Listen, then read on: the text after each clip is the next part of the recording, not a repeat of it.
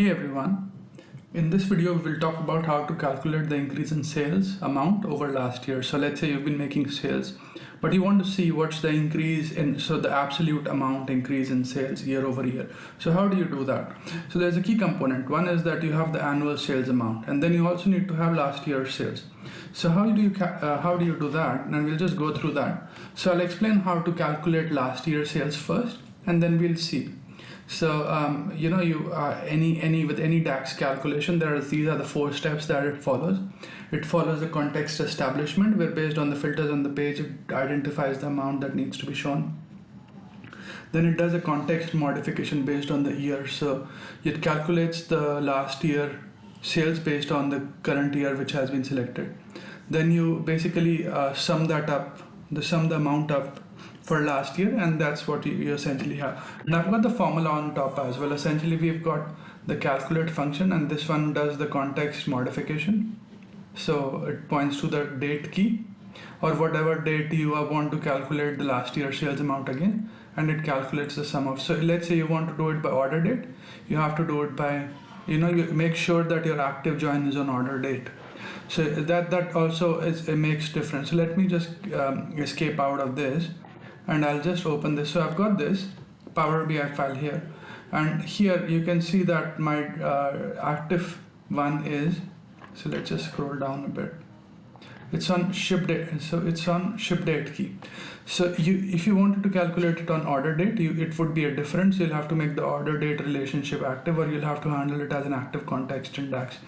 That's something you'll have to identify as you go along. But in this case, let's say I've got a sales amount and I want to see the sales amount based on the ship date for last year, and then I want to calculate the difference. How do I go about doing that? So let's go to the reporting tab. So here I've created a field called, so I've already got the internet sales amount. So this is the field that I have. Let me just filter it down. So you can see I've got the sales amount which is already coming in, and I have last year's sales amount which I'm calculating. So last year's sales amount, because the active join is on ship date, so the sales amount would be based on the ship date. You can change the active date relationship, and then the amounts would change as well. So in this case, so you can see FactInternetSales amount, and you just calculating based on the date for last year. So it will give you so this is the DAX formula which will give you last year's sales when the context is current year. So now with that already there, let's quickly build a table, or so let's just get this, and I'm going to get the calendar year because that's what I want to show you again, and I don't want it to be summarized, so I'm just going to don't summarize, and then I'm going to sales amount, and I'll check that, and you can see, and then I'll select last year's sales amount. So I'll also leave this formula in the video notes should you want to use and leverage that. So you can see now, let me just extend it so you can see this. So last year's sales in 2011 is equal to 2010 amount. Similarly, for 2012 it is the same, so on and so forth. So you can see that. Now let's say you want to see absolute increase in sales. So it's just another measure. So we'll quickly create it. We'll go to FactInternetSales and say new measure,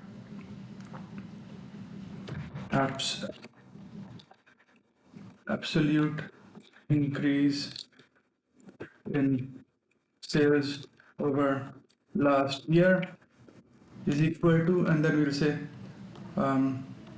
so we'll say sales amount, sum of sales amount minus last year's sales.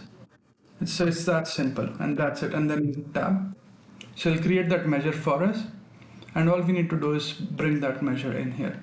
So you can see now that in 2009 there were no sales, so absolute increase, it's the same amount. And then there's a difference, this minus this, so you get this is not the same, so and so on and so forth. And you can see in the last year the sales actually declined, so it's a negative value.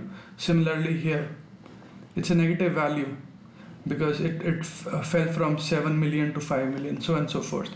So and I'll just do a quick, if you wanted to do a graphical depiction as well.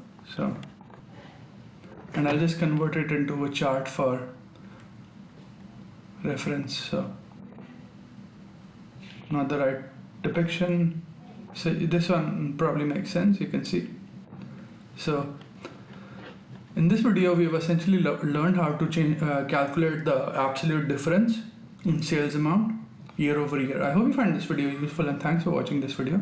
Now please do subscribe to my channel and like my videos if you enjoy what I'm doing.